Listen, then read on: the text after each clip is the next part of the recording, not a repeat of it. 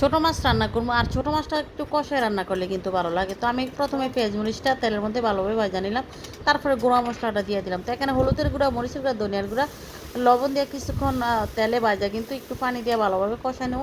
আর সাথে কিন্তু একটু আদা রসুন বাটা দিয়ে দিলাম, যেহেতু মাছটা শুধু কষায় রান্না করবো এই কারণে আর কি। আর সাথে দিলাম একটা ফ্রোজেন করা টমেটো। তবে তরকারিটা রান্না করা যায়, তবে যেহেতু তাজা টাটকা বিলের মাছ, তো একটু কষায় রান্না করলে কিন্তু ভালো লাগে। তো এখানে কিন্তু ট্যাংরা বুজুরি, মানে একটু ছোটো বড় মিলে আর কি মাছগুলা। তো এই মাছগুলা কিন্তু একটু কষায় রান্না করলে ভালো লাগে তরকারি থেকে, মানে শুধু মাছটা রান্না করলে খুব ভালো লাগে। তো কিছুক্ষণ মাছটা দিয়া ভালোভাবে কষাইয়া তারপরে একটু ঝোলের জন্য পানি দিয়ে দিব। তো যেহেতু মাছ শুধু, অত বেশি পানি দেওয়া লাগবে না। তারপরে দিয়ে দিলাম একটু ধনিয়া পাতা, আসলে ধনিয়া পাতাটা আমার স্বাদের।